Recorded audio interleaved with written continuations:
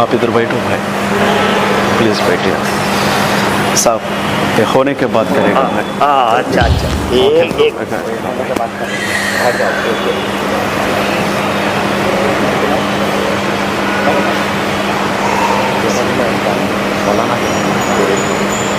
Please भाई आप बैठिए भाई।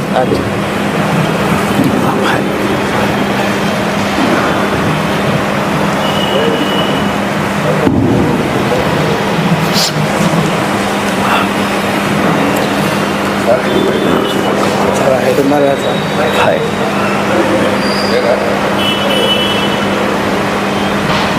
థ్యాంక్ యూ నల్గొండ వచ్చినందుకు. थैंक यू वेरी मच भाई, प्लीज़ भाई। ప్రభువైన యేసుక్రీస్తు వారి పరిశుద్ధమైన నామం పేరిట దేవుని సన్నిధిలో ఉన్న మీ అందరికీ హృదయపూర్వకమైన వందనాలు. నన్ను ప్రేమించి ఇక్కడికి వచ్చిన ముస్లిం సహోదరులకు సలాం అలైకుం.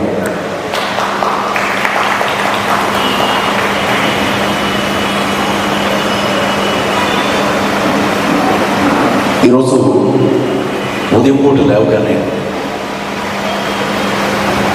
ఒక న్యూస్ చూశాను. మణిపూర్ రాష్ట్రంలో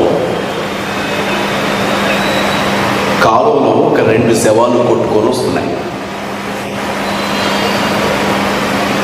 ఆ శవాలను చూసిన తర్వాత, ఆ శవాల మీద ఉండే దెబ్బలను చూసిన తర్వాత చిత్రహింసలు పెట్టి వాళ్ళను చంపారు అన్న విషయం అక్కడ ఉండే వాళ్ళకి చాలా తేలిగ్గా అర్థమైంది.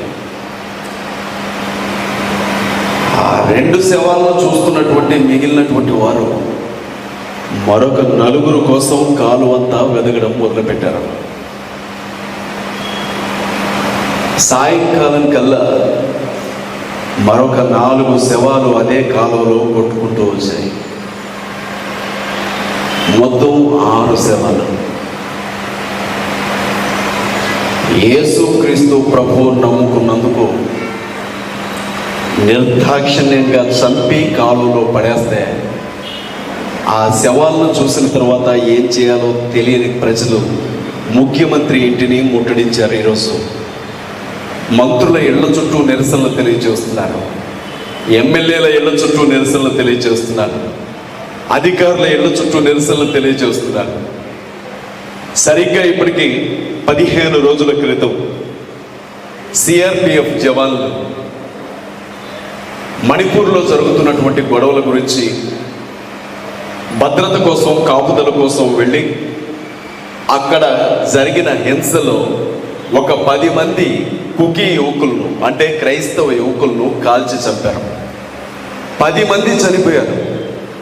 చనిపోయిన ఆ 10 మంది శవాలకు ఇంతవరకు పోస్ట్ మార్టం చేయలేదు.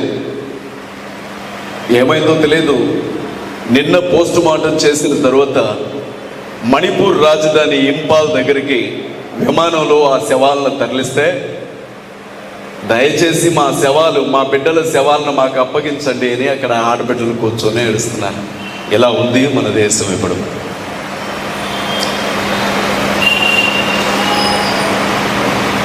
నేను వచ్చినప్పుడు చాలా చక్కని పాట పిల్లలు పాడుతున్నారు. సంతోషంగా మీరు వింటుంటే నా మనసుకు చాలా సంతోషం అనిపించింది, కొంత బాధ అనిపించింది. ఎందుకంటే అస్సాం రాష్ట్రంలో క్రైస్తవులు ఎవరూ కూడా స్వస్థతల కోసం ప్రార్థన చేయడానికి వీలు లేకుండా మంత్రివర్గం ఒక బిల్లుని తీసుకొని వచ్చి ఆమోదించింది. ఎట్టి పరిస్థితుల్లో కూడా అస్సాం రాష్ట్రంలో ఏ పాస్టర్ గారు కూడా స్వస్థత కోసం ప్రార్థన చేయడానికి వీల్లేదు. ఒకవేళ అలా ప్రార్థన చేస్తే ఆ వ్యక్తికి యావజ్జీవ కారాగార శిక్ష పడేలాగా చట్టాన్ని తీసుకుని వచ్చారు మన దేశంలోనే, మన పక్కనున్న అస్సాం రాష్ట్రం.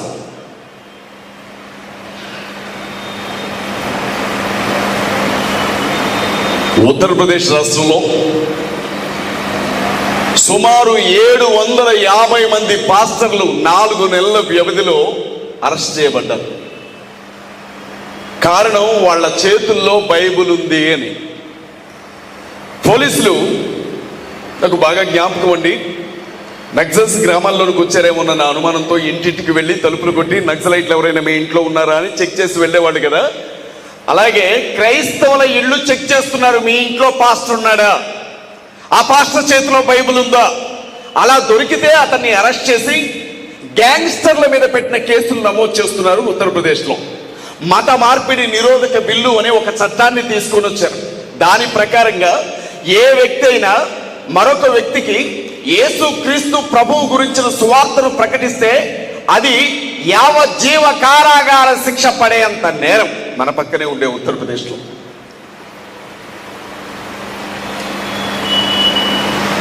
ఒక్కసారి ఈ చట్టం కింద అరెస్ట్ అయితే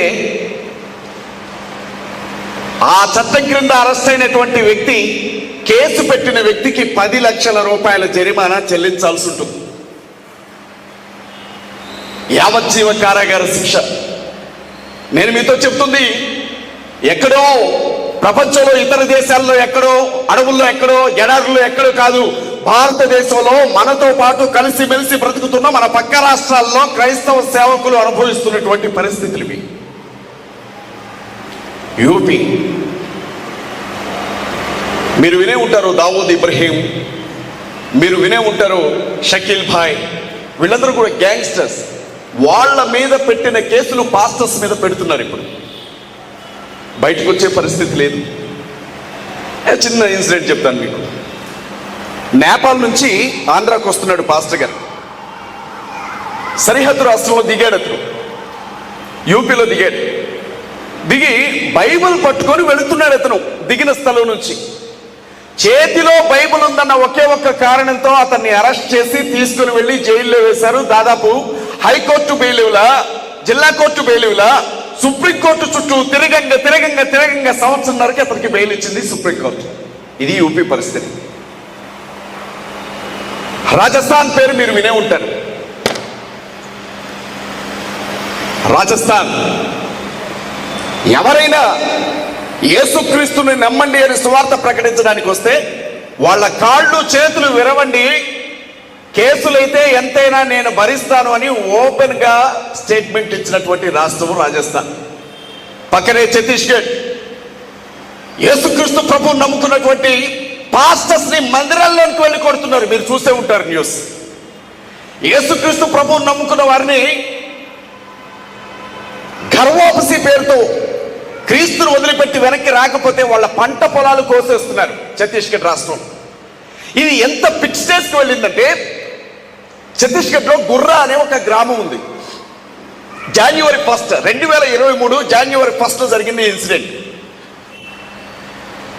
చర్చిలో ఇలాగే కూర్చొని చక్కగా ఆడపిల్లలు ఆరాధన చేస్తూ ఉంటే కొంతమంది వ్యక్తులు చర్చి లోపలికి వచ్చి 2 ఆడబిడ్డల్ని బయటికి తీసుకుని వెళ్ళి వారి ఒంటి మీద ఉండే వస్త్రాలను ఊడదీసి నగ్నంగా వారిని నడి రోడ్ల మీద నడిపించి పేడ నీళ్లు చల్లుకుంటూ తీసుకొని వెళ్ళారు మన పక్కనే ఉండే ఛత్తీస్గఢ్ రాష్ట్రంలో. మణిపూర్ నిన్న కాక మొన్న చూసాం.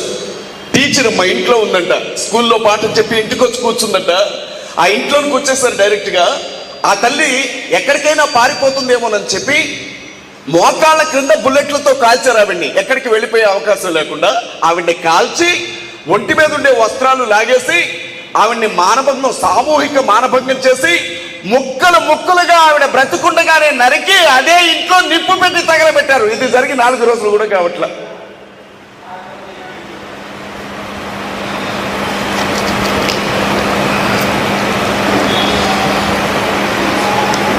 చనిపోయినటువంటి క్రైస్తవుల శవాలను, సమాధులను తవ్వి బయటికి తీసి విసిరేస్తున్నటువంటి పరిస్థితులు చూస్తూ ఉన్నాం. జార్ఖండ్ రాష్ట్రంలో పాస్టర్ నరేంద్ర బిజ్రా చర్చిలో నుంచి బయటకు వస్తూ ఉంటే మెడ నరకడానికి కట్టి విసిరితే చేయండు పెట్టినందుకు చేతి వేళ్లు తెగిపడ్డాయి అతనికి.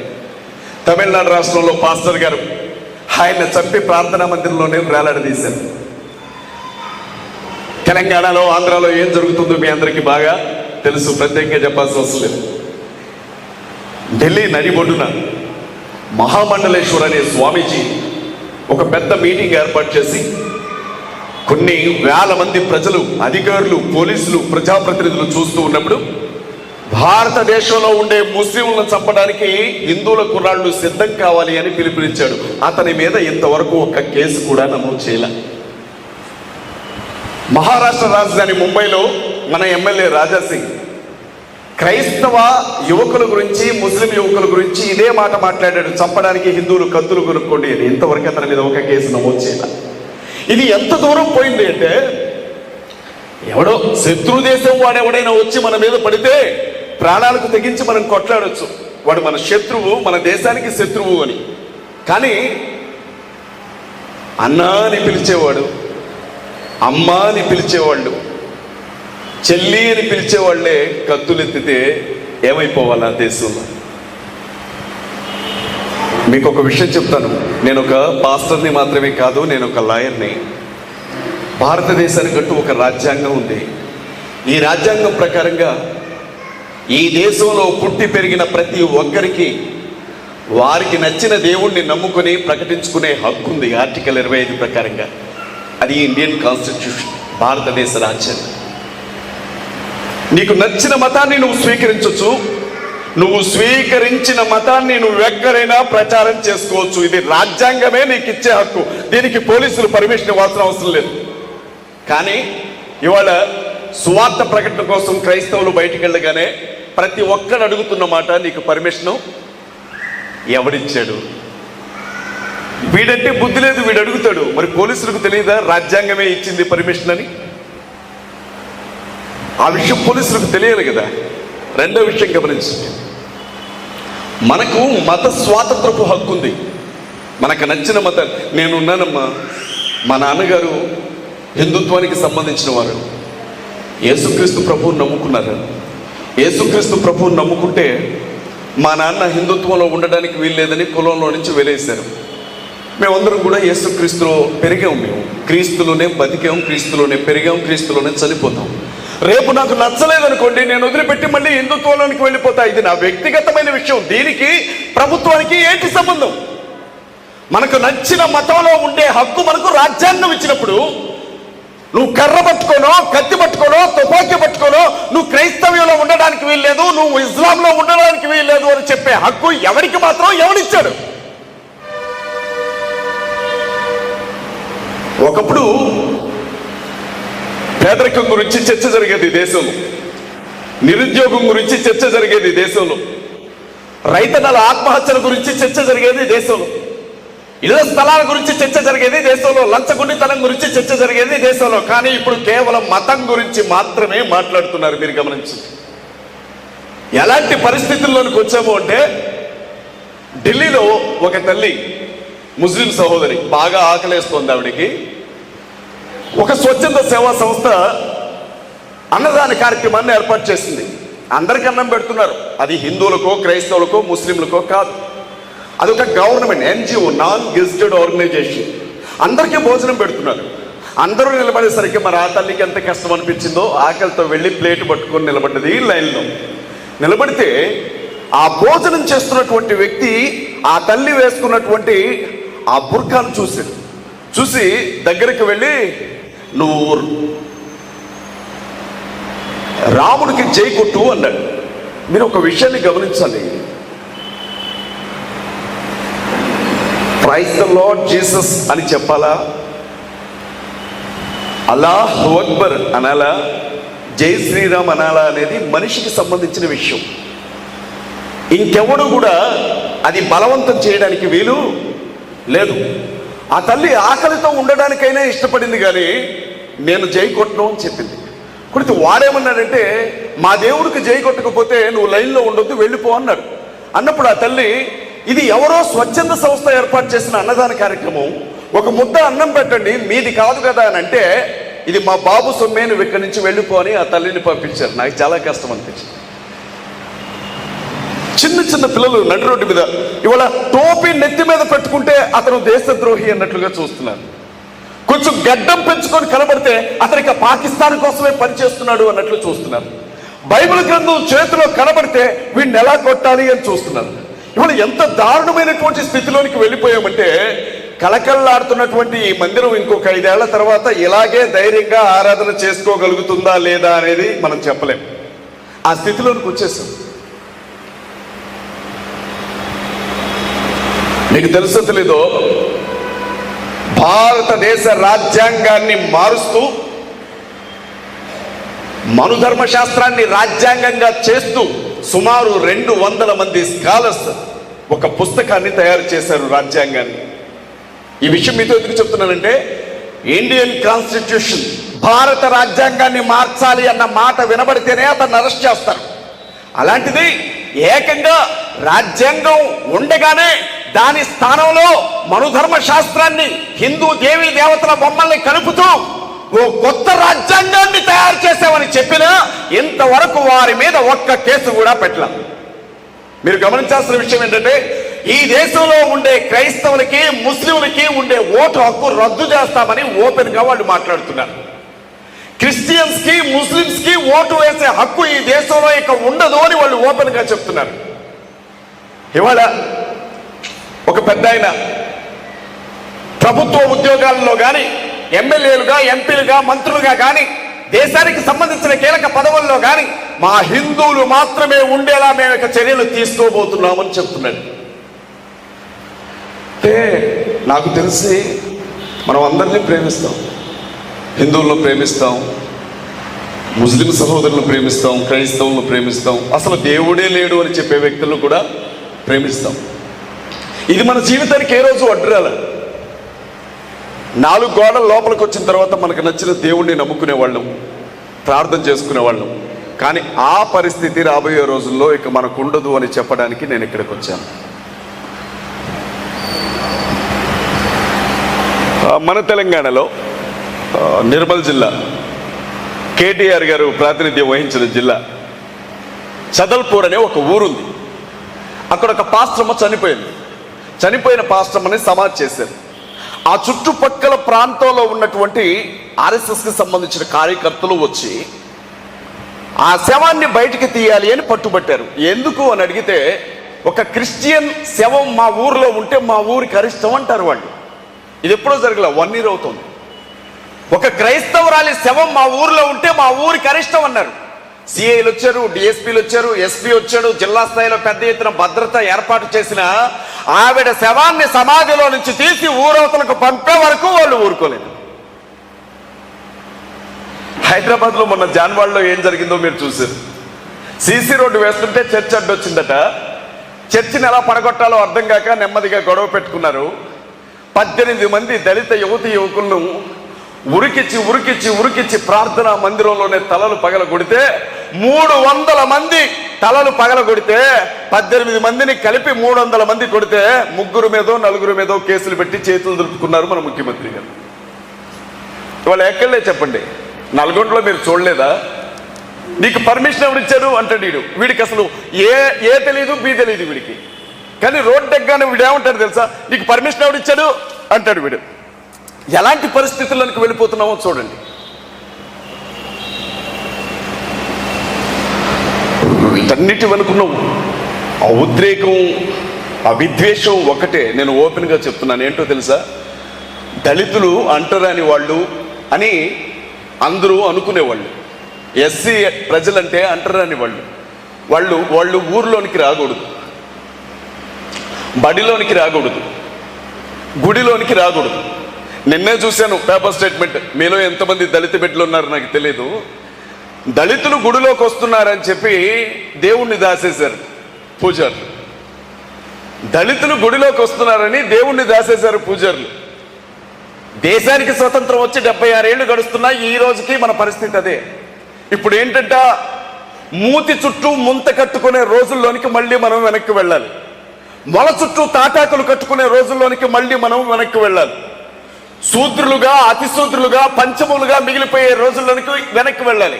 మరి ఏంటి ఇప్పుడు క్రైస్తవం మీద, ఇస్లాం మీద వీళ్ళ గొడవ ఏంటి? క్రైస్తవులు లేకపోతే శాంతి శాంతి శాంతి అని ఇస్లాం సహోదరులు, ముస్లిం సహోదరులు ఎవరికి ఏ కీడు చేశారు? ఈ దేశంలో చంటి బిడ్డలకు పెళ్లిళ్లు చేయడానికి వీలు లేదని కొట్లాడింది క్రైస్తవ సహోదరులు, ముస్లిం సహోదరులు. ఈ దేశంలో భర్త చనిపోతే బతికున్న భార్యని భర్తతో కలిపి తగలబెట్టడానికి వీలు లేదు అని సతీ సాగమనం అనే దురాచారానికి వ్యతిరేకంగా పోరాడింది క్రైస్తవులు ముస్లిం సహోదరులు కాదా? మీరు చదువుకోవడానికి వీల్లేదని వేదాలు వింటే చెవుల్లో సీసాలు పోసి, వేదాలు చదివితే నోట్లో నాలుకలు కోసి, తపస్సు చేసిన వ్యక్తి తలలను నరికితే వారికి చదువును పరిచయం చేసింది క్రైస్తవులు ముస్లింలు, వారికి విద్యను అందించింది, వారికి వైద్యాన్ని అందించింది క్రైస్తవులు ముస్లింస్ కాదా? ఇవాళ భారతదేశంలో ఉన్న క్రిస్టియన్ మిషనరీ స్కూల్ కావచ్చు, ముస్లిం మిషనరీ స్కూల్స్ కావచ్చు, ఎక్కడున్నాయి? చదువు నేర్పి, బట్ట కట్టుకోవడం నేర్పి, మాట్లాడడం నేర్పి, బతకడం నేర్పిన క్రైస్తవులు ముస్లింలు అంటే మరి వాళ్ళ మన అన్నదమ్ములకి ఎందుకు నచ్చట్లేదంటే, ఊరవతల దేనికి పనికిరాని వారుగా బతికిన ఈ దళితులు ఇవాళ యేసుక్రీస్తు ప్రభు బైబిల్ చేతు పట్టుకొని మాకు వాక్యం చెప్పడానికి మళ్ళీ మా ఊర్లోకి వస్తున్నారన్న కోపం. తెల్ల బట్టలు కట్టుకుంటారా? కోపం. మంచి బట్టలు కట్టుకుంటారా? కోపం. మీరు ఇంగ్లీష్లో మాట్లాడతారా? కోపం. నాకు తెలిసి దళితులు మాట్లాడినంత పాష్గా ఇంగ్లీష్ మాట్లాడడం ఇంకెవడి వల్ల కాదు అని నేను చెప్తాను. భారతదేశంలో అత్యద్భుతంగా మాట్లాడగలరు ఇంగ్లీష్ని. ఇవాళ మళ్ళీ అంటే మేమేమన్నాం, మీరు అంటరాని వాళ్ళు, మీరు దేనికి పనికిరాని వాళ్ళు, మిమ్మల్ని ముట్టుకోకూడదు, మీరు చదువుకోకూడదు అని మేము చెప్తే ఈ క్రైస్తవులు ముస్లింలు ఏమంటున్నారు? మీరు చదువుకోండి, మీరు బాగుపడండి, మీరు విద్య నేర్చుకోండి, మీరు వైద్యం చేయండి, మీరు చక్కగా బతకండి అని వీళ్ళు అంటుంటే మరి మేమేమైపోవాలా అన్న కోపంతో జరుపుతున్న దాడులే ఈ దాడులన్నీ. దీని వెనక ఇంకే కుట్ర లేదు, ఇదే కుట్ర. మీకు తెలుసో తెలీదో, రాబోయే రోజుల్లో నేను చెప్తున్నాను ఓపెన్గా, మీరు రాసి పెట్టుకోండి. తప్పనిసరిగా పోలీస్ మిత్రులు సివిల్ డ్రెస్లో ఎవరో ఒకరైనా వచ్చే ఉంటారు.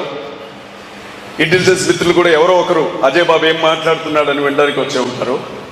నేనేమంటున్నానంటే, భారతదేశం హిందువులు, ముస్లింలు, క్రైస్తవులు, దళితులు అందరూ కలిసి మెలిసి బ్రతికే దేశం. ఇక్కడ ఎలా ఉంటేనే ఈ దేశం బాగుంటుంది. కాదు కూడదు, ఇది కేవలం హిందువుల దేశం, ఇక్కడ హిందుస్థాన్, ఇక్కడ ఎవడు ఉండడానికి వీల్లేదు అని అంటే మరి ఇక్కడే పుట్టి, ఇక్కడే పెరిగి, ఇక్కడే బతికి, ఇక్కడే చచ్చే మేమంతా ఏమైపోవాలి? నేను ఇందాక వచ్చేటప్పుడు ఒక వీడియో చూశాను. రాధా మనోహర్ దాస్ అతని పేరు. అతను ఏమంటున్నాడంటే, మీ పేరు క్రైస్తవుల పేరు పెట్టుకోవడం చేత కదా మీకు, మీ బైబిల్లో ఒక పేరు పెట్టుకోలేరు, మీ ఖురాన్లో ఒక పేరు పెట్టుకోలేరు, మా హిందువుల పేర్లు కావాలి, మీకు చీము నెత్తురు ఉంటే మా హిందువులు పెట్టుకునే పేర్లు మీరు పెట్టుకోకండి అన్నాడు. నేనేమన్నానంటే వెంటనే కౌంటర్ ఇచ్చాను. నేనేమన్నానంటే, కౌంటర్ ఇవ్వగలను, కొట్టలేం కదా, ఎక్కడో ఉంటాడు, గదిలో కూర్చొని ఉంటాడు, దగ్గరికి అయితే వెళ్ళాం కదా. నేనేమన్నానంటే, అరే నాయన, నిజంగా నువ్వు దేశభక్తుడివి, నీకెంత దేశభక్తి అంటే మాకు సంబంధించిన ప్రొడక్ట్ పేరు మీరు వాడకూడదు అంటున్నావుగా, నీకు నిజంగా అంత దేశభక్తి ఉంటే క్రైస్తవులు ముస్లింలు కనిపెట్టిన ఏ వస్తువును కూడా నువ్వు వాడుకో. సెల్ ఫోన్ అది మీరు కనిపెట్టింది కాదు, దయచేసి దాన్ని మీరు వాడొద్దు. కంప్యూటర్ అది మీరు కనిపెట్టింది కాదు, దయచేసి మీరు దాన్ని వాడొద్దు. యూట్యూబ్ అది మీరు కనిపెట్టింది కాదు, దయచేసి మీరు దాన్ని వాడొద్దు. పెట్రోల్, డీజిల్ అవి ముస్లిం సహోదరుల దగ్గర నుంచి ఇరాన్, ఇరాక్ ప్రాంతాల నుంచి ఇక్కడికి తరలి వస్తున్నటువంటి ముడిసరుకు మీరు దయచేసి ఎడ్ల బండ్ల మీద తిరగండి. జీన్ ప్యాంట్, టీషర్ట్ అవి వేసుకునే హక్కు మాది. గోసి పెట్టుకుని, పిలక పట్టుకొని, కమండలం తీసుకొని, కాషాయం కట్టుకొని తిరగండి, అవి మీవి. ఇంగ్లీష్ ఆ భాష మాది, అది క్రైస్తవులకి ముస్లింలకి సంబంధించిన భాష. ఇవాళ పీజీలు, పిహెచ్డీలు మళ్ళీ తెలుగు మీడియం స్కూళ్లలో కుదరదండి, ఇంగ్లీష్ మీడియమే కావాలా, ఇంగ్లీష్ చదువులే కావాలా. ఇంత దేశభక్తున్నోడికి మరి అదెందుకు? ఆ సర్టిఫికెట్స్ అన్ని కూడా రోడ్ల మీదకి తీసుకొచ్చి తగలబెట్టండి. విమానాలు అది కనిపెట్టింది క్రైస్తవుడు, రైళ్లు, బస్సులు, కార్లు, మోటార్ సైకిల్స్, చివరికి ఈ రోజు మీరు రాసుకున్న మీ మత గ్రంథాలను ముద్రించిన ముద్ర యంత్రాన్ని కూడా క్రైస్తవులే కనిపెట్టారు. ఇవన్నీ మావి. మరి చీము నెత్తురు ఉన్నప్పుడు ఎంత జాగ్రత్తగా ఉండాలా? ఇవి వాడకూడదు కదా. వాస్తవమా కాదా? వాస్తవమా కాదా? రెండో ప్రశ్న నన్ను అడిగారు, మాట్లాడచ్చా? Can I speak? అమ్మ నేను చెప్పొచ్చా? నన్ను అడిగిన మాట మీ అందరూ వింటున్న మాట. ఈ దేశం హిందూ దేశం. ఇక్కడ క్రైస్తవులైనా ముస్లింలైనా నోరు మూసుకొని ఉంటే ఉండండి, లేకపోతే అన్నీ మూసుకొని వెళ్ళిపోండి అంటున్నారు. ఇది పెద్ద ఎత్తున జరుగుతున్న చర్చ. ఏ యూట్యూబ్ ఛానల్ చూడండి, ఏ ఛానల్ ఓపెన్ చేయండి, నోటికి ఎంత మాట వస్తే అంత మాట అంటున్నారు యేసుక్రీస్తు ప్రభువుని పట్టుకొని. పరిశుద్ధాత్ముడు గురించి మనం కలలో కూడా వినలేనన్ని మాటలు అంటున్నారు. మహమ్మద్ ప్రవక్త అనుకుంటున్నాను. నేనేమంటానంటే నిజమే, 2000 సంవత్సరాల క్రితం తోమా అనే అపోస్తలుడు ద్వారా మేము యేసుక్రీస్తు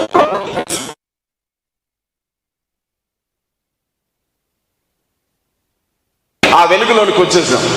చీకటి ఎటు వెళ్ళాలో అందించినటువంటి ఇస్లాం భారతదేశంలో చక్రవర్తుల ద్వారా వచ్చినప్పుడు శాంతి శాంతి శాంతి అనుకుంటూ వారు గుండెలకు అద్దుకున్నటువంటి విధానం నచ్చి మహమ్మద్ ప్రవక్త బోధనలకు ఆకర్షితులై కులం పేరుతో మతం పేరుతో లేని వివక్షను చూసి మంచి కోసం వాళ్ళు దేవుని వైపు వెళ్ళారు. ఇలా మేము మారాం. మరి హిందుత్వం సంగతి ఏంటి? ఇవాళ చాలా మంది అడుగుతున్నారు, మీరు మాది దేశం, మాది హిందూ దేశం, ఇది హిందుస్థాన్, ఇక్కడ ఉండొద్దు, దీనికి ఇండియా అనే పేరు తీసేశారు. తెలుసా మీకు? ఇప్పుడు ఇది ఇండియా అంటే కుదరదు, దీన్ని ఏమనాలా? భారత్ అనాలి. ఇండియా అనేది ఎక్కడికన్నా వెళ్ళి రద్దు చేసింది సెంట్రల్ గవర్నమెంట్. ఇక ఫ్యూచర్ లో దీన్ని హిందుస్థాన్ అంటారట, అంటే హిందువులు మాత్రమే ఉండాలి అంటారట. నేను చెప్పాను చాలా మంది, కరుణాకర్ సుబ్బిన కావచ్చు, లలిత్ కుమార్ కావచ్చు, రాధా మనోహర్ దాస్ కావచ్చు, ఎవరైనా సరే వాళ్ళకి నేను చెప్పాను, నేనేమన్నానంటే మేము ఈ దేశాన్ని పరిపాలించిన చక్రవర్తులకు వారసులు. మీరు పెట్టే టార్చర్ తట్టుకోలేక, అది కూడా ఒక అందుకు మంచిదే అయింది, మేము దేవుణ్ణి తెలుసుకున్నాం, ఆయన్ని గుండెలు కట్టుకున్నాం, ఆయన మాకు అన్ని నేర్పించాడు, మా బ్రతుకులను మార్చాడు. మరి మీరు ఇరాన్, ఇరాక్ అనే ప్రాంతాల నుంచి మీ దేవి దేవతలతో సహా మోసుకొని ఇక్కడికి వచ్చి స్థిరపడ్డారు. యేసుక్రీస్తుని నమ్ముకున్న వాళ్ళు భారతీయులే, ఇస్లాం ఆచరించే వాళ్ళు భారతీయులే. కానీ ఇవాళ ఎవరైతే బ్రాహ్మణిజం అంటూ బ్రాహ్మణ మతం అంటున్నారో వాళ్ళకి అసలు ఈ దేశమే కాదు. వాళ్ళు ఇరాన్, ఇరాక్ అనే ప్రాంతం నుంచి మన దేశానికి వచ్చి మనల్ని చంపి ఇక్కడ స్థిరపడ్డ ఆర్యులు వాళ్ళు.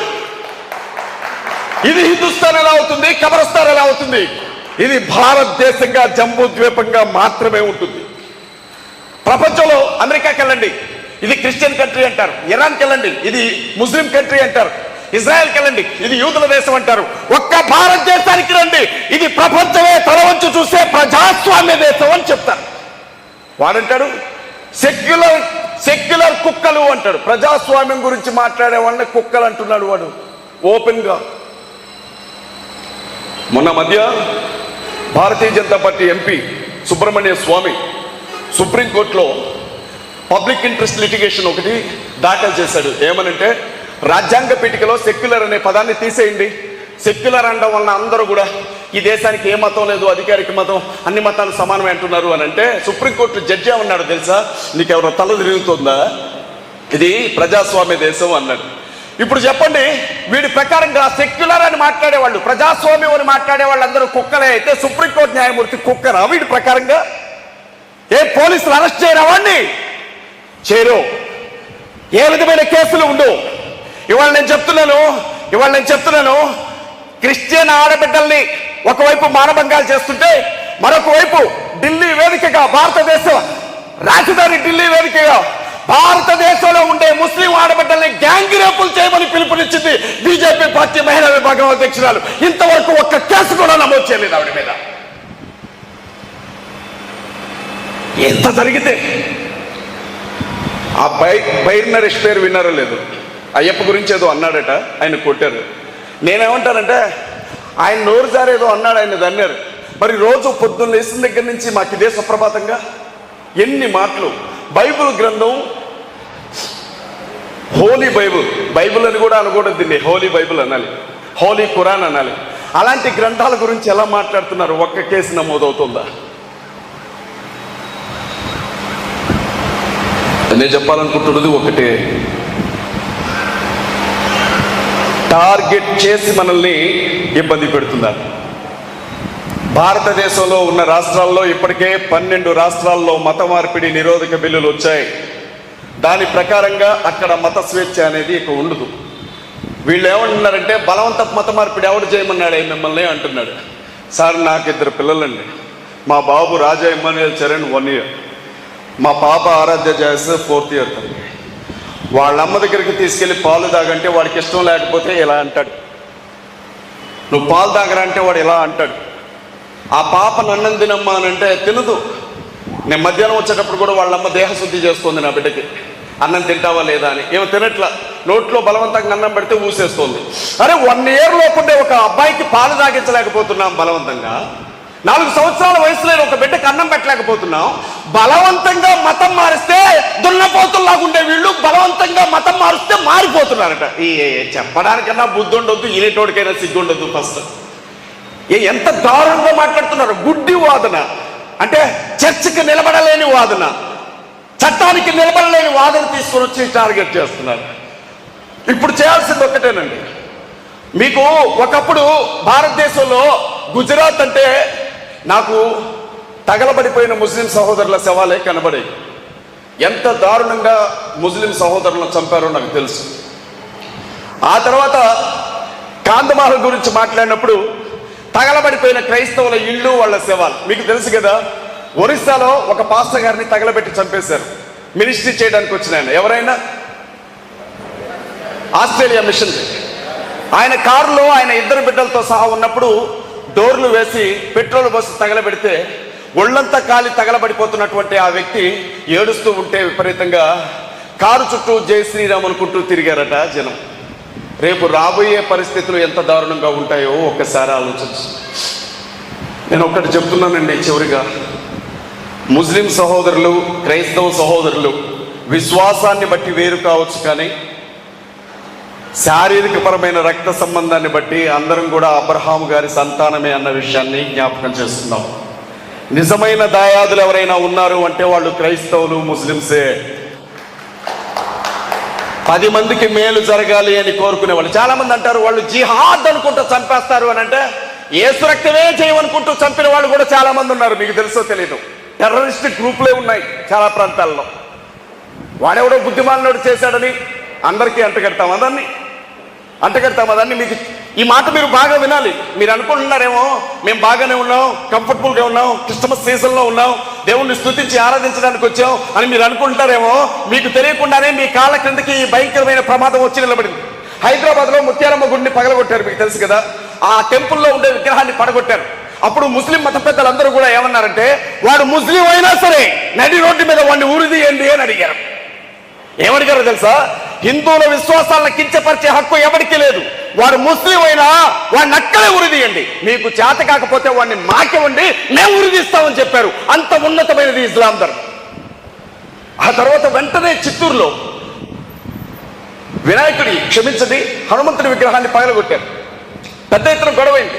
ఏంటి కదా అని తెలిస్తే 2 పూజారులకు గొడవ వచ్చింది. హనుమాన్ టెంపుల్లో వచ్చే కానుకల గురించి 2 పూజారులకి గొడవ వచ్చి, ఈ పూజారి ఏ గుళ్ళో ఉన్నాడో ఆ గుళ్ళో బాంబు పెట్టి లేపేశాడు ఇంకో పూజారి. పోలీసులు వచ్చి చెప్పింది ఏంటంటే పూజారే పడగొట్టారయ్యా ఈ గుడిని. వెంటనే సదాశివపేట, అక్కడ కూడా మా విగ్రహాలు పడగొట్టారన్నారు. పెద్ద ర్యాలీ, ధర్నా. పోలీసులు తేల్చింది ఏంటంటే గుడికి గేట్లు లేవు కదా, జంతువులు లోపలికి వచ్చి తలతో అంటే ఆ విగ్రహాలు పడ్డాయని చెప్పారు. ఇవాళ ఎక్కడో ఏదో చిన్న ఇన్సిడెంట్ జరిగితే దాన్ని పట్టుకొని క్రైస్తవుల్ని, ముస్లింస్ని చిత్రహింసలు పెట్టాలనుకోవడం న్యాయం కాదు. ఇవాళ హిందువుల పక్షాన మాట్లాడడానికి బీజేపీ ఉంది, హిందువుల పక్షాన మాట్లాడడానికి ఆర్ఎస్ఎస్ ఉంది, హిందువుల పక్షాన మాట్లాడడానికి విశ్వ హిందూ పరిషత్ బజరంగ దళాలు ఉన్నాయి. హిందువులకు ఏదైనా కష్టం వస్తే మాట్లాడడానికి వాళ్ళ ప్రభుత్వాలు ఉన్నాయి. దేశ ప్రధానమంత్రి ఒక హిందువు, దేశ రాష్ట్రపతి ఒక హిందువు, రాష్ట్రాలకు ముఖ్యమంత్రులు హిందువులు, ఎస్పీలుగా, ఎమ్మెల్యేలుగా, ఎంపీలుగా ఉన్నవాళ్ళు హిందువులు. ఈవెన్ దేశ సైన్యంలో కూడా అగ్నివీరి పేరుతో ఇవాళ హిందువులే ఉన్నారు. తినడానికి కూడా చాలని ఏళ్ల మీద లెక్కేసే మన క్రైస్తవుల వల్ల, ముస్లింల వల్ల హిందువులకు నష్టం కలిగిందని వాళ్ళు అంటున్నారు, వీళ్ళు నమ్ముతున్నారు. చూడండి, ముస్లిం అబ్బాయి హిందూ అమ్మాయిని పెళ్లి చేసుకుంటే లవ్ జిహాద్ అన్నారు. నిన్న లోక్సభ డిప్యూటీ స్పీకర్ ఎవరండి ఆయన, లోక్సభకి అంటే పార్లమెంట్కి సంబంధించిన సభ, లోక్సభ డిప్యూటీ స్పీకర్ గారి కూతురు ఒక ముస్లింని పెళ్లి చేసుకుంది లవ్ చేసి. మరి అది లవ్ జిహాద్ కాదా? దాన్ని ఏమంటారు? దాన్ని మాకు ఎందుకంటే మమ్మల్ని గొర్రెలు అంటారు కాబట్టి మేము గొర్రెల్లాగానే ఉంటాం. మేము గొర్రెలం అండి బాబు, అంతే. మేము గొర్రెలం, మేము పావురాలమండి. మరి పాములు ఎవరండి? యేసుక్రీస్తు ప్రభు చెప్పాడుగా, పాములాగా తెలివి కలిగి ఉండండి అని. మీకు ఎప్పుడైనా పాము ఎదురైందా? అది మీరు దగ్గరికి వెళ్ళగానే ఏం చేస్తుంది? బుస్స కొడుతుందా లేదా? నా జోలికి వస్తే కరుస్తా అని. అదే పాము తెలివి. చప్పిడైతే పారిపోతుంది, ప్రాణం పోయే పరిస్థితి వస్తే ఎదురు తిరుగుతుంది. పాముకుండే తెలివి నీకొద్దా? ఆ తెలివితో మనం ముందుకు వెళ్ళాల్సిన సమయం వచ్చింది. రేపు ఇదే కష్టం నీ నల్గొండలో ఇదే చర్చి దగ్గరికి రావచ్చు, రేపు ఇదే కష్టం నీ మసీద్ దగ్గరికి రావచ్చు. ఇస్లాం సహోదరులు, ముస్లిం సహోదరులు, క్రైస్తవ సహోదరులు, ఒకవైపు దళితులు ఇవాళకి కూడా నోట్లో మూత్రం పోస్తున్నారు సార్. వాళ్ళకి ఇవాళకి కూడా నోట్లో మూత్రం పోసి అవమానిస్తున్నారు. ఎంత దీనమైన స్థితిలో ఉన్నామో. మనం కానీ చెయ్యి గలపకపోతే రాబోయే ప్రమాదం చాలా భయంకరమైంది. దాన్ని ఎదుర్కోవడం మన వల్ల కాదు. మనం చేయాల్సింది ఒకటే, భారత రాజ్యాంగం బాగుండాలి, చట్టం అందరికీ చుట్టంలాగే ఉండాలి. అది ఒకరికొకలా, మెడలో సిలువ ఉంటే ఒకలా, నెత్తి మీద టోపీ ఉంటే ఒకలా, గుండెకు పిలకుంటే ఒకలాగా వర్తించకూడదు. పోలీసులు అందరికీ సమానమైనటువంటి న్యాయం చేయాలి. ప్రభుత్వాలు అందరి విషయం మాట్లాడాలి. ప్రపంచం మొత్తం జరిగిన ప్రధానమంత్రి ఇంతవరకు మణిపూర్లో కాలు పెట్టలా. అలాంటి స్థితిలో మనం ఉన్నాము కనుక క్రైస్తవులు, ముస్లింలు, దళితులు అందరం కూడా ఒక్కటే అన్న విషయాన్ని గుర్తించి ముందుకెళ్ళకపోతే వాళ్ళని ఎదుర్కోలేమని తెలియజేయడానికే నేను ఇక్కడికి వచ్చాను. నా మోటివ్ అదే. నేను ఒక చర్చ్ పాస్టర్ని. నాకు అవసరం లేదండి, నాకు 18 సంఘాలు ఉన్నాయి. నేను LLB చేశాను. నాకు ఒక 4 యూట్యూబ్ ఛానల్స్ ఉన్నాయి. నేను ఒక లాయర్ని. చిన్న పిల్లల్ని ఇంట్లో వదిలిపెట్టి మా పాస్టర్ మన మెసేజ్ చెప్పమ్మా అని చెప్పి నేను వచ్చేసాను, సర్వీస్ని కూడా విడిచిపెట్టి. ఎందుకంటే రాబోయే ప్రమాదం ఎంత భయంకరమైందో నేను పసిగట్టాను. ఇది చుట్టుకుంటూ వస్తుంది 4 వైపుల నుంచి మన మీదకి.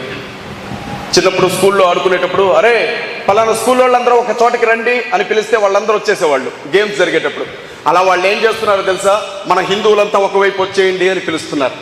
వాళ్ళందరూ వన్ సైడ్కి వెళ్ళి క్రైస్తవుల వైపు, ముస్లింల వైపు శత్రువులను చూసినట్లు చూస్తున్నారు. ఇది దేశానికి క్షేమం కాదు. తప్పనిసరిగా ఏదో ఒక రోజు ఇది నీ దాకా వస్తుంది. తప్పకుండా ఏదో ఒక రోజు ఇది నీ సమస్య కూడా అవుతుంది. అది నీ దగ్గరికి రాకుండా ఆపాలి అని అంటే ఖచ్చితంగా నువ్వు ఎదురు నిలబడాల్సిందే, వేరే దారి లేదు. ఐగుప్తులో ఉండే సైన్యాన్ని దేవుడైన యెహోవా విడిపించలేక మోషేను పంపాడా? ఆహాబు రాజుని, యెజెబెల్ని ఏమీ చేయలేక దేవుడైన యెహోవా ఏలియాని పంపాడా? ఇవాళ మనిషి నిలబడితే దేవుడి కార్యం జరుగుతుంది. మనం బాగుండాలంటే దేశం బాగుండాలి. లేదు వాళ్ళు ఏం చేసినా మేము చచ్చిపోతామంటారా? నిరభ్యంతరంగా చచ్చిపోండి. కానీ మేము మాత్రం ఈ ప్రజాస్వామ్య దేశంలో బ్రతుకున్నంత వరకు భారత రాజ్యాంగాన్ని ఇచ్చిన అంబేద్కర్ గారు చూపించిన దారిలోనే వెళతాం. రాజ్యాంగం మనకిచ్చిన హక్కు సువార్త ప్రకటించడం. రాజ్యాంగం మారితే దాన్ని రద్దు చేస్తారు కనుక దాన్ని కాపాడాలి. ముస్లింల మీద ఎవడైనా చెయ్యి వేయాలి అంటే క్రైస్తవులను దాటే ముస్లింల జోలికి వాడు రావాలి. ముస్లింల మీద ఎవడైనా దాడి చేయాలి అంటే క్రైస్తవులు రక్షలాగా నిలబడాలి. క్రైస్తవుల మీదకి ఎవడైనా రావాలంటే ముస్లింలు కూడా అలాగే రక్షగా నిలబడాలి. రేపు హిందువులకు అన్యాయం జరిగినా మనం అందరం అలాగే కాపాడుకోవాలి. ఇలా లేకపోతే విడిపోతే చెడిపోతే నాశనం అయిపోతాం. బిడ్డల తరం గురించి ఆలోచించండి. చిన్న పిల్లలు ఉన్నారు ఇంట్లో, చిన్న పిల్లలు ఏం కావాలి? నేను ఇంకొక 10 ఏళ్ళు బతుకుతానేమో సార్, రంగేసుకొని వచ్చాను మీ దగ్గరికి. 40 ఏళ్ళు నాకు ఇప్పటికే. మహా అయితే ఇంకో 10 ఏళ్ళు 20 ఏళ్ళు గట్టిగా ఉంటాయి.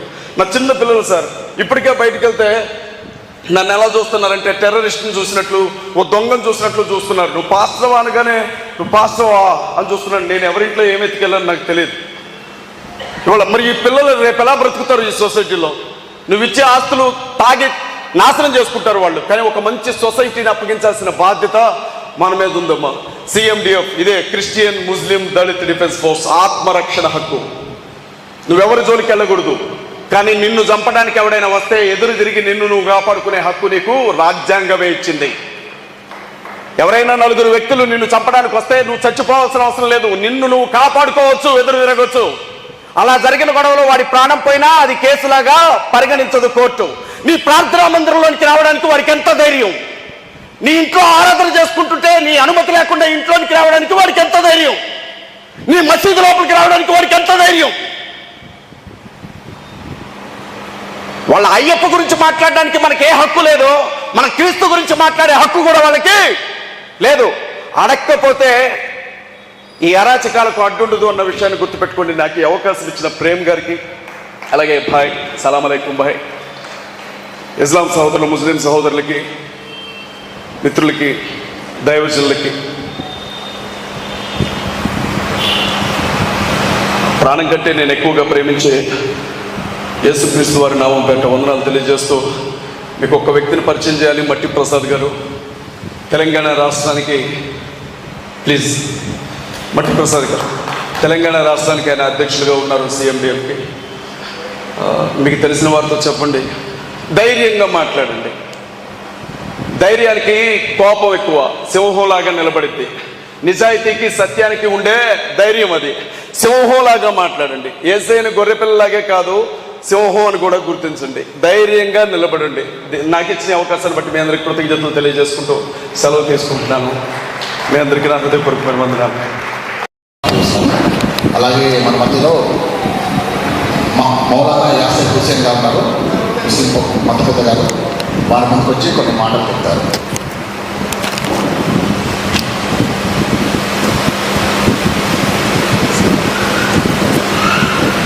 మౌలానా యాసిర్ హుసేన్ గారు ముందుకు ఆహ్వానిస్తారు. వారు వచ్చి కొన్ని మాటలు చెప్తారు.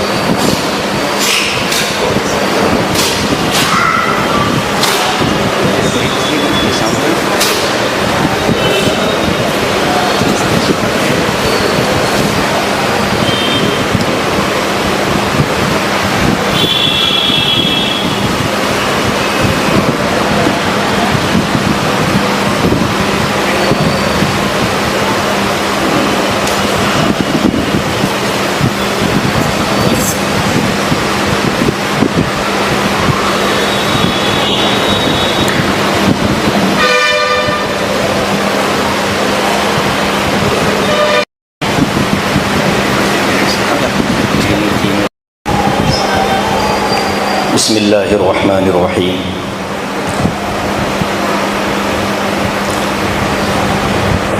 స్టార్టింగ్లో తెలుగు మాట్లాడడానికి ట్రై చేస్తాను. నిన్న మా ప్రేమ్, మా బ్రదర్ వచ్చినప్పుడే నేను చెప్పేసిన తెలుగులో కొద్దిగా కంఫర్టబుల్ ఉండను. సో ఎనీ ఎక్స్క్యూజెస్ ఉంటే ఇప్పుడే అడిగేస్తున్నాను.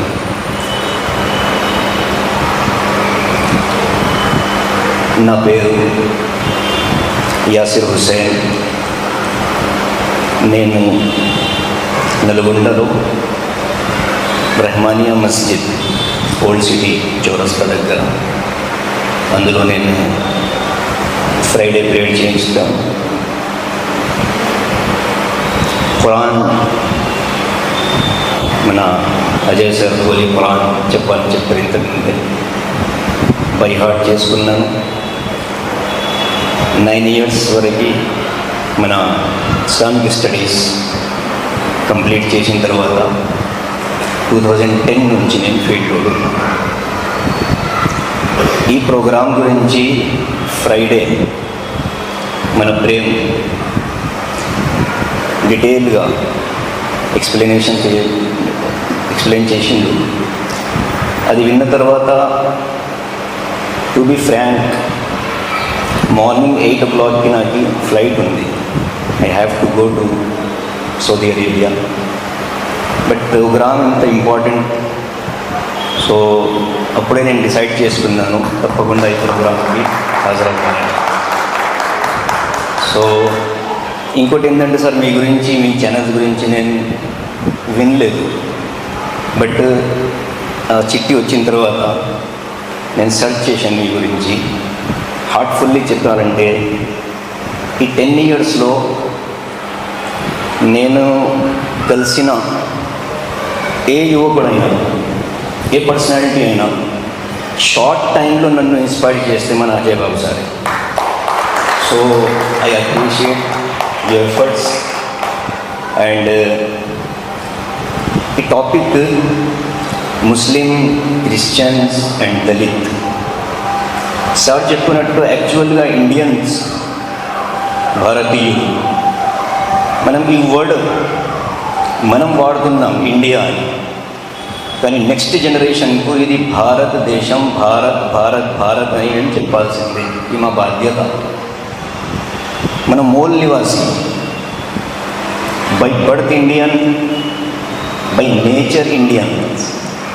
సో భారత్ని, మన ఈ కాన్స్టిట్యూషన్ని ప్లస్ ఈ అట్మాస్ఫియర్ని సేఫ్ చేయాలంటే మేము, మీరు అందరూ కలిసి ముందుకు రావాల్సింది. We're all human beings. మా బిలీవ్, మీ బిలీవ్ ఒకటే. హ్యూమన్ బీయింగ్స్ మన అందరికీ ఒకే ప్లాట్ఫామ్ మీద తీసుకొచ్చే ఏదైనా రిలేషన్షిప్ ఉంటే అది ఏంటది? Human being, humanity. సో ఈ ప్లాట్ఫామ్ని మన అజయ్ బాబు గారు ఎలా డిజైన్ చేశారో అది చాలా పెద్ద effort.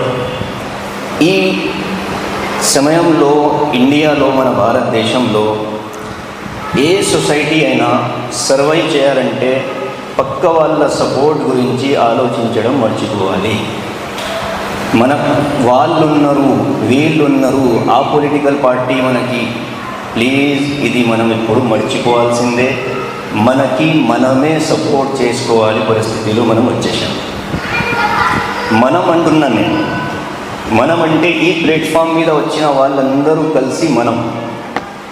So we have to support ourselves. ఇంకోటి ఏంటంటే నేను చెప్పాల్సింది, మన యూత్, ఇక్కడ కూడా చాలామంది యూత్ ఉన్నారు. ప్రేమ్ భాయ్, మీ ఛానల్ ద్వారా, మీ మీడియా పర్సన్స్ ద్వారా మన యూత్కి సేఫ్ చేయడానికి మీరేమైనా ప్రోగ్రామ్స్ చేస్తుంటే తప్పకుండా అది ఇంకా ముందుకు తీసుకెళ్ళండి. ఎందుకంటే మన ఫ్యూచరే ఆ యూత్.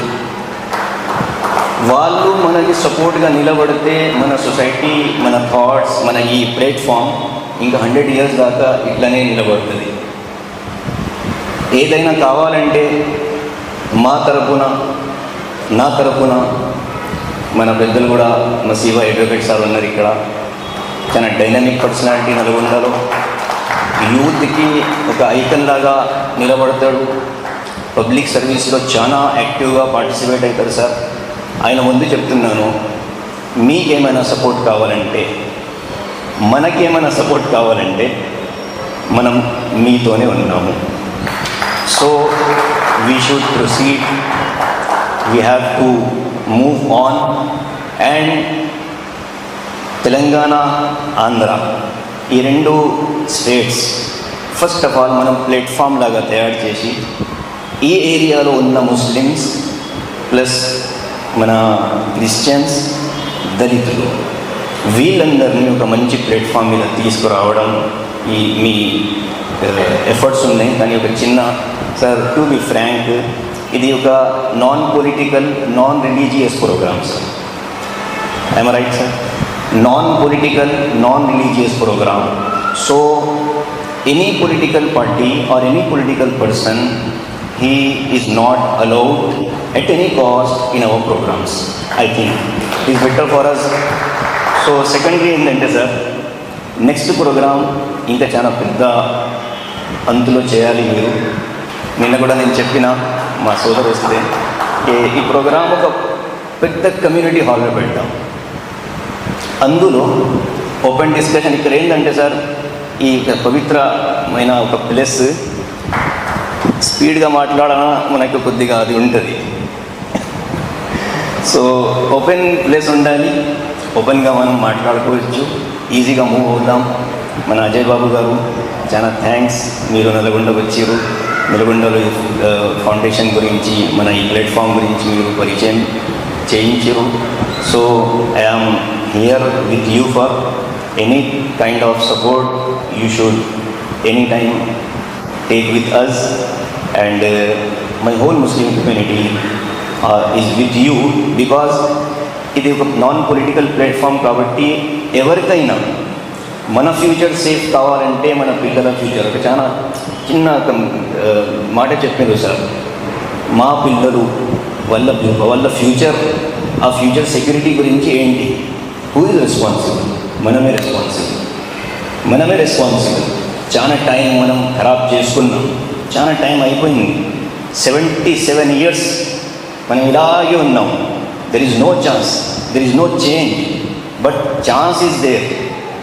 సో అందరు కలిసి ఒక మంచి ఆలోచనతో, ఒక మంచి ఉద్దేశంతో ముందుకు వెళ్తున్నప్పుడు మేము, మీరు అందరు కలిసి మనం కావాలంటే కొన్ని సాక్రిఫైజెస్ మా తరఫున, కొన్ని మీ తరఫున చేసుకొని ముందుకెళ్తే ఐ థింక్ ఈ ప్రోగ్రామ్ ఇంకా స్ట్రాంగ్గా ముందుకెళ్తుంది sir. I'm with you Masibhai. ప్రోగ్రామ్ని మీ షెడ్యూల్ని డిస్టర్బ్ చేస్తున్నాను.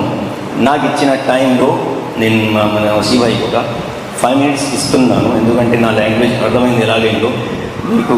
సో రిమైనింగ్ నేను ఏం చెప్పాలనుకుంటున్నానో మా Masibhai please come to the dais and complete my words or complete my speech. చాలా థ్యాంక్స్ మన ప్రేమ్ సార్, మీరు టైం ఇచ్చారు. అజయ్ బాబు గారు hats off, and he is one of the best lawyers in Nalgonda, mister Masihuddin advocate, and he is a president of Milad Committee Nalgonda, which is कितने साल से Sheikh serving, 10 कितने साल से कर रहे हैं? मैं मिलाद कमेटी कितने साल से कर रही? 6 साल हुआ. Which committee is serving people since 10 years, and every 12th of Rabiul Awwal they organize a blood donation camp in front of this church only. So I would like to 5 minute में ज़रा मेरी शुक्रिया अदा करता हूँ. మీరందరూ ఏదో ఒకటి విన్నారు కాబట్టి అది చాలా థ్యాంక్స్ నా కోసం. Next time I will be with you till the end of the program. Right now I have to leave sir, please give me permission. Thanks. జో భీ హువా తన బాధ్యత తను అనుకుని ఇంత తక్కువ వయసులో ఏ సెల్ఫ్ ప్రాఫిట్ కోసమో తన స్వలాభము కాకుండా ఒక మానవత్వ దృక్పథంతో మీ బాధ్యత నిర్వహించారు. మీరు ముందుకు వెళ్తున్నారు. మేము కూడా మనుషులుగా మా హృదయాల్లో మా చెస్ట్లో ఒక హృదయం ఉంది, అది కూడా రిఫ్లెక్ట్ అవుతుంది. ఆ రిఫ్లెక్షన్ తోటి మేము కూడా మీకు అన్ని విధాల మీకు సహకారాలు ఇస్తూ, మీ ప్రాణానికి మా ప్రాణంగా అడ్డం పెడుతూ అన్ని విధాల మీకు సహకరిస్తామని, మీరు ఈ ధర్మయుద్ధంలో ముందుకు నడవాలని మేము కోరుకుంటున్నాం. ఇందులో మీరు ఏదైతే ప్లాట్ఫామ్ని క్రియేట్ చేశారో ఆ ప్లాట్ఫామ్ ద్వారా మానవ సంతతి ఈ దేశంలో మనుగడ సాగించడానికి చేస్తున్న కృషి, రాబోయే తరాలు మానిసత్వంలోకి, మనువాదుల చేతుల్లోకి మళ్ళీ పోకుండా చేస్తున్న ప్రయత్నము, ఎన్నో మహానుభావులు పోరాడిన తర్వాత, ఎన్నో చేంజెస్ తర్వాత, ఎంతోమంది భారతీయులు ఈ దేశంలో బలి అయిన తర్వాత ఒక రాజ్యాంగం వచ్చింది. ఆ రాజ్యాంగం ద్వారా పశువులం కన్నా హీనంగా ఉన్న మనము ఇవాళ మనుషుల బట్టలు దొడుకొని చదువుకొని ఉద్యోగాలు చేస్తున్న పరిస్థితుల్లో మళ్ళీ అదే మనువాదం, బ్రాహ్మణవాదం బుసలు కొడుతుంది ఈ దేశంలో.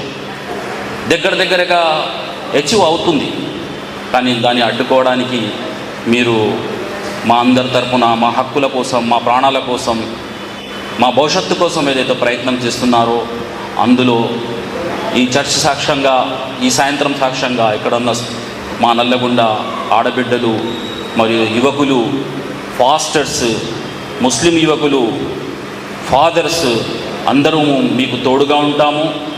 మీరు ఈ రథాన్ని ముందుకు తీసుకుపోవాలి మేము మనసారా కోరుకుంటున్నాం. మేము ప్రతి దువాలో, నమాజులో మీ క్షేమం, మీ పిల్లల క్షేమం, మీ కుటుంబం క్షేమంగా ఉండాలని ప్రతిసారి మనసారుగా కోరుకుంటాము, దువా చేస్తాము. మీరు తప్పకుండా దీంట్లో ముందుకు వెళ్తారు అని మేము ఆశిస్తున్నాము. మీ పట్టుదల అలా ఉంది, మీ ఏం అలా ఉంది, మీరు ముందుకు వెళ్ళాలి అని చెప్తున్నాము. మా నల్గొండ తరఫున మా మోహన గారు చెప్పినట్టు ఓపెన్ గ్రౌండ్లో పెట్టాల్సిన అవసరం ఉంది. చాలామంది మనసులో ఇది ఉంది, కానీ ఎవరు కూడా పిల్లి మెడలో గంట ఎవరు కడతారనే విషయమే ఉంది, ఎవరు టార్గెట్ అవుతారని. కానీ మేమందరము ఒక దండలో పూల్లాగా మీతో ఉంటాము, తప్పకుండా ఉంటాము. మరి ఈ అవకాశం ఇచ్చిన CMDF నల్గొండ ఇన్ఛార్జ్ గారికి, మరి ఇక్కడ విచ్చేసిన మీరందరికీ నా ధన్యవాదాలు తెలుపుతూ సెలవు తీసుకుంటున్నాను. Thank you very much. కానీ ఈ కార్యక్రమానికి ఇచ్చేసిన మౌలానా యాసిర్ హుస్సేన్ గారికి వందనాలు తెలియజేస్తాం. థ్యాంక్ యూ అండి. అలాగే ఈ విధంగా మనం రానున్న రోజుల్లో క్రైస్తవులు ముస్లింలు కలిపి ఇంకా చాలా కార్యక్రమాలు చేయాలి. మీ అందరూ కూడా అందరూ పాల్గొనాలి. అలాగే ఈరోజు మీటింగ్కి ఈ సమావేశానికి రాకపోయినా కానీ ఈ సమావేశం కోసం హైదరాబాద్ నుంచి సతీష్ కుమార్ గారు ₹1,000 పంపించారు.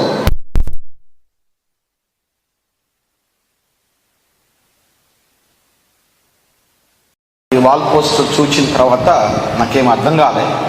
వాస్తవంగా అజయ్ బాబు గురించి, పాస్టర్ గారి గురించి యూట్యూబ్లో చూడడమే కానీ నాకు అంత అవగాహన లేదు. నేను ఏదైనా డిస్కషన్ జరుగుతుందేమో అనుకున్నా కానీ ఇలాగా ఒకే ప్లాట్ఫామ్ అనేది ఇది గొప్ప విషయం. ఎందుకంటే జరుగుతున్న విషయాలు, జరుగుతున్న ప్రతిదీ కూడా మనకు కళ్ళకు కనపడుతున్నాయి. యూట్యూబ్లో మనం చూస్తున్నాం. అన్నీ కూడా మనం బాగా మన దగ్గరికి చేరుతున్నాయి, ప్రతి ఒక్కరి దగ్గరికి చేరుతున్నాయి. ఎందుకంటే ఉన్న ఇంటర్నెట్ని బట్టి ప్రతి ఒక్క గ్రామానికి, ప్రతి ఒక్క దేశానికి వెళ్తున్నాయి. ఇది కూడా బహుశా అప్లోడ్ చేస్తారు ఖచ్చితంగా. మనం చేయకపోయినా చేసే వాళ్ళైనా చేస్తారు. ఒకటి మాత్రం వాస్తవం, మనము ఇప్పుడు మౌనం ఉండడం అనేది అది కరెక్ట్ కాదు. ఎందుకంటే రేపటి భవిష్యత్తు గురించి మనం ఆలోచన చేయాలి. అజయ్ బాబు పాస్టర్ గారు ఎలాగైతే ఈ విషయాల మీద ఇంత స్పష్టంగా మాట్లాడుతున్నారో ప్రతి వ్యక్తి కూడా ఈ విధమైన డైరెక్షన్, ఈ విధమైన ఆలోచన పద్ధతిని పెంపొందించుకుంటే ఎక్కడున్నా సువార్త ప్రకటించడానికి కానీ, లేకపోతే ఎక్కడైనా దాడి జరిగినప్పుడు కానీ మనం మాట్లాడడానికి ధైర్యము, స్ఫూర్తి ఉంటుంది.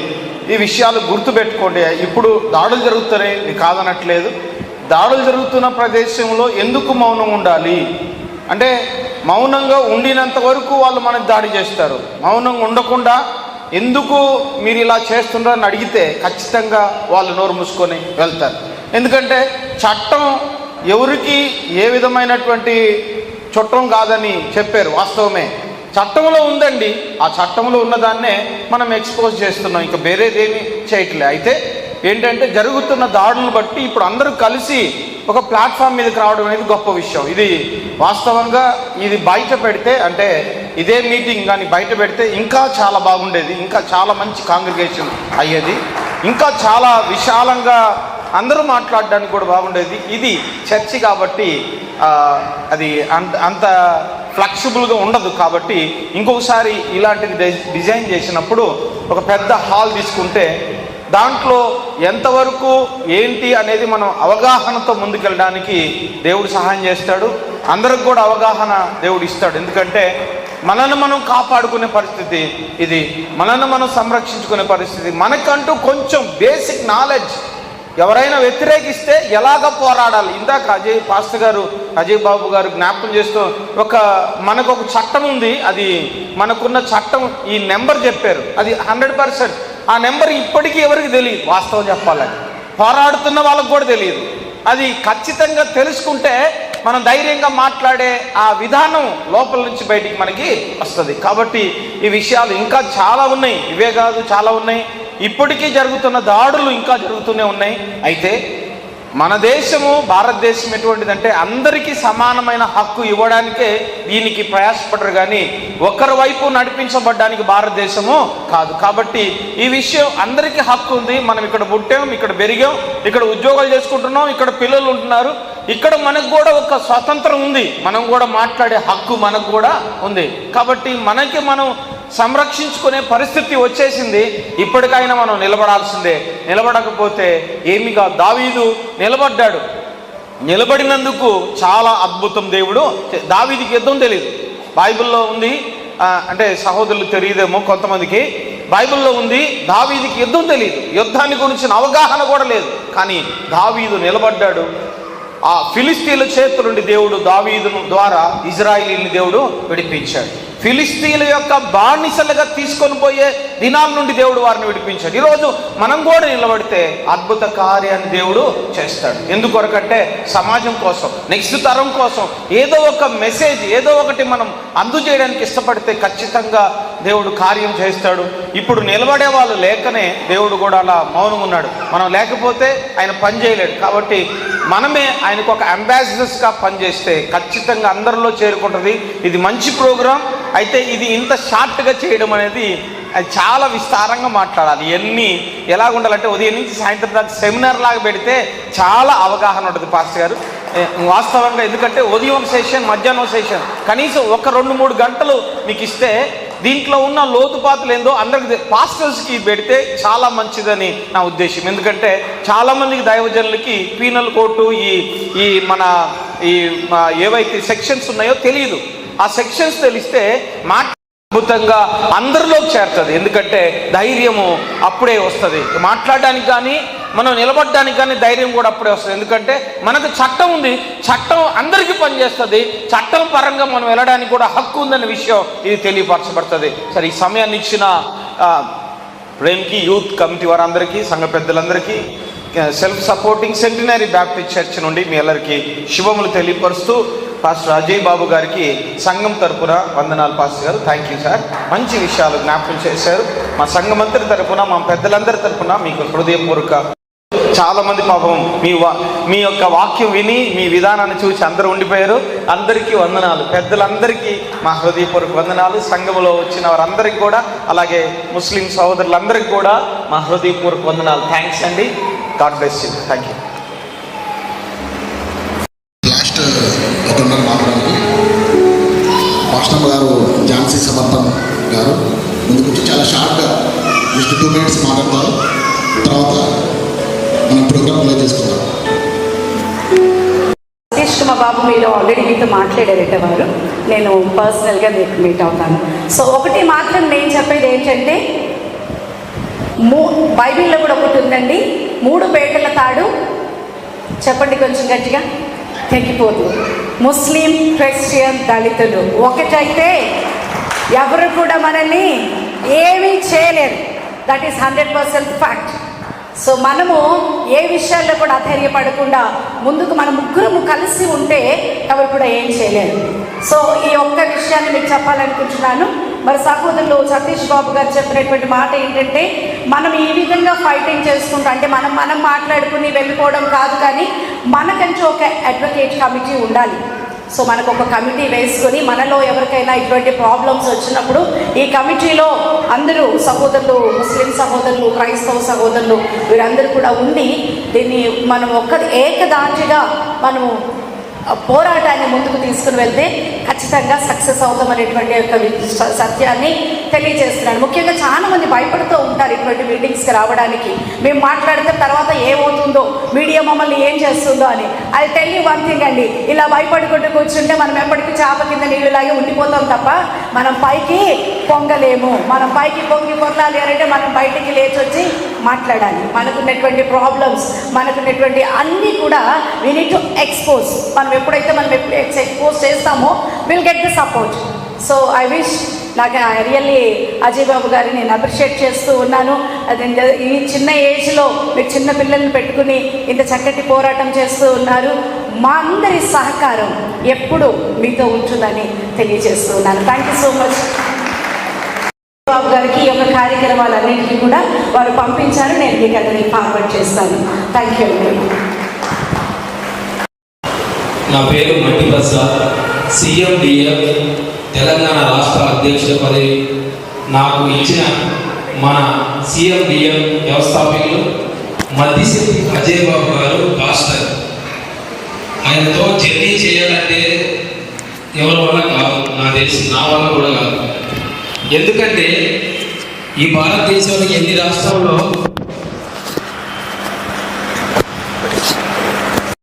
దళితులకు కానీ, సోషల్ మీడియాలో కానీ, వాట్సాప్ గ్రూప్లలో కానీ ఏదన్నా సమస్య వస్తే ఆయన దాకా చేరిందనుకో, అన్నం తినేటున్నా, పక్కన పిల్లగాళ్ళున్నా, పక్కన భార్య ఉన్నా, పక్కన బైబుల్ ఉన్నా పక్కా పెట్టి ఈ సమస్య నాది, ఈ సమస్య నాది, ఈ సమస్యని ప్రపంచానికి తెలియజేయాలి అని ఆయన ఆరాటం ఉంటుంది చూసారా, అప్పుడు మాకు అనిపించింది, అన్నా నువ్వు చాలా రోజులు ఉండాలన్నా, నువ్వు ఇట్లయితే చాలా ఇబ్బంది పడతావు అన్నా అని చెప్పేసి అని మేము అనుకుంటాం.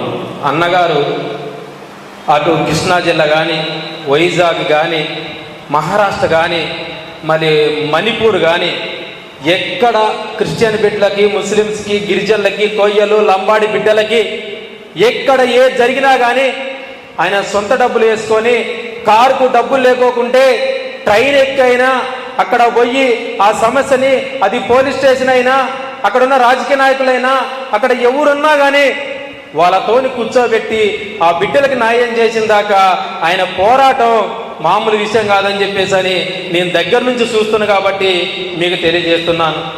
ఎందుకంటే ఈ రోజులలో ఎవరి కుటుంబాలకు వాళ్ళకి నా బిడ్డకి ఎంత సంపాదించాలి, నా కొడుకు ఎంత సంపాదించాలి, యేసు ప్రభు నన్ను దీవిస్తే నీ దేవుడికి ఎంత ఇవ్వాలని చెప్పేసే రోజులలో ఈ సమాజానికి నిన్ను పుట్టినందుకు ఈ సమాజానికి నేనేమి ఇవ్వాలని చెప్పేసి అని ఒక CMDF వ్యవస్థాపకులు మద్దిశెట్టి అజయ్ బాబు పాస్టర్ గారు ఈరోజు కోట్లాది మందిలలో జ్ఞానోదయం ఆయన మాటలు మాట్లాడుతుంటే ఏమంటారు, స్పర్శ లేని వాళ్ళు కూడా స్పర్శ వచ్చేటప్పుడు ఆయన విధానం ఉంటుంది. ఎందుకంటే అది మోసం చేసేటోళ్ళకి, అలాంటి వాళ్ళకి, ఇలాంటి వాళ్ళకి ఈ పద్ధతి, ఈ సంస్కారం రాదు. ఆయన ఫస్ట్ నుంచి వాళ్ళ కుటుంబం బైబిల్ నమ్ముకుంది కాబట్టి ఆ బైబిల్ ప్రకారంగా ఆయన నడుస్తున్నారని చెప్పేసి అని మేము బలంగా నమ్ముతున్నాం. ఎందుకంటే కష్టం వస్తే అస్సలకి ఆయన ఓర్చుకోలేవారు. ఆ కష్టం ఎట్టయినా తీరాలి, ఎట్టయినా అక్కడికి వెళ్ళాలి అనే ఆ తపన చాలా నాకు దగ్గర నుంచి చూస్తా కాబట్టి తెలుస్తుంది. ఇంకా అన్నగారు చాలా చెప్పారు, నేను ఆ అడ్డు గురించి మాట్లాడను. ఎందుకంటే నల్గొండ మొన్న నేను ఇక్కడ కెడివెల్లి అనే గ్రామం ఉన్నది, భూమి కోసం, ముక్తి కోసం, వెట్టి చాకరి విముక్తి కోసం అని చెప్పేసి అని దొడ్డి కొమరయ్య తెలంగాణ అమరవీరుడు ఇంటికి ఆ ఊరు వచ్చాను ఈ మధ్య వచ్చినప్పుడు ఇటు చూసుకుంటూ వచ్చిన ఆ తెలంగాణ శ్రీకాంత్ చారి వాళ్ళ ఇంటికి కూడా నేను వెళ్ళినప్పుడు ఇదంతా చూసిన. నల్గొండ అంటేనే ఒక కమ్యూనిస్ట్ గడ్డ. అలాంటి ఈ చర్చిలో ఈ మీటింగ్ పెట్టడం మా CMDF వ్యవస్థాపకులు గారు చాలా తక్కువ మాట్లాడారు. ఎందుకంటే మేము చూస్తున్నాం, మీరు అన్నట్టు పెద్ద బహిరంగ సభ పెట్టి అన్నగారు ఇంకా విషయాలు మనకి తెలియజేస్తే బాగుంటుంది. ఎందుకంటే మన జీవితం ఎట్టానిపోయింది, మనకున్న సొసైటీకి, మనకున్న పిల్లగాళ్ళకి మనం ఇప్పుడే జీవితాన్ని, వాళ్ళకి మంచి జీవితాన్ని ఇవ్వకుంటే నెక్స్ట్ వీళ్ళు చేసే అరాచకాలకి మన బిడ్డలు బానిసలైపోతారు. ఆ బానిసలు కావద్దని చెప్పేసి అని CMDF అని స్థాపించింది కాబట్టి ఆ CMDFని మనం ముందు తీసుకెళ్ళాలి. వాడికి ఎట్టయితే RSS ఉందో, వాడికి ఎట్టయితే బజరంగ బలి ఉందో, వాడికి ఎట్టయితే హిందూ పరిషత్ ఉందో, మనకి CMDF అనేది మనకు ఉందని చెప్పేసి అని మీకు మనవి చేస్తూ మాకు ఈ అవకాశం ఇచ్చిన ప్రవీణ్ సార్, నల్గొండ ముస్లిమ్స్ సోదరులందరికీ, దళితులకి, క్రిస్టియన్ బిడ్డలందరికీ మళ్ళొకసారి ప్రైజ్ లార్డ్, జై భీమ్, జై మూలవాసి.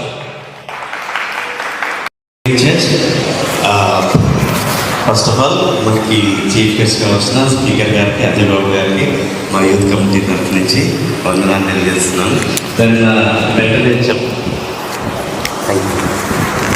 వెంటనే మేము ఇలా పిలుస్తున్నామని చెప్పి మన చర్చ్ కమిటీ కృష్ణపరణ ప్రెసిడెంట్ గారికి, దాని చర్చ్ కమిటీకి థ్యాంక్స్ తెలియజేస్తున్నాను. దాన్ని మీరు వచ్చిన మీ వాల్యుబుల్ టైం ఇచ్చినందుకు అందరికీ ఒకసారి క్లాస్ కొడతామా గట్టిగా. We're very busy, given your valuable time. Then especially हमारे मुस्लिम भाइयों को, इंडियन मुस्लिम्स को, सबको अपने यूथ कमिटी के तरफ से शुक्रिया अदा कर रहे हैं. Thank you very much. इప్పటికే చాలా సమయం అయింది. దెన్ ఎస్పెషల్లీ మనకి ఈ మీటింగ్ అరేంజ్ చేసిన ప్రేమన్న కమిటీ అందరికీ ఒకసారి క్లాస్ కొడతాం.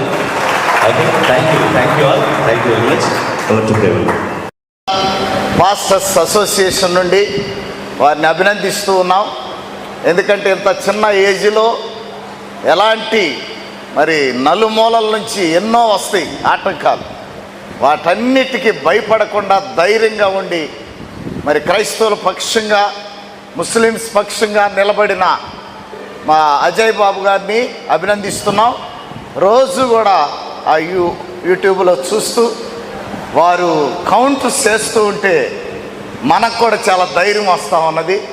కాబట్టి ఈ రోజున ఇలాంటి అద్భుతమైన మీటింగ్ ఏర్పాటు చేయటం, మరి centenary self supporting Telugu Baptist సంఘ పెద్దలకు, మరి యూత్ కమిటీ వారిని అభినందిస్తూ ఉన్నాం.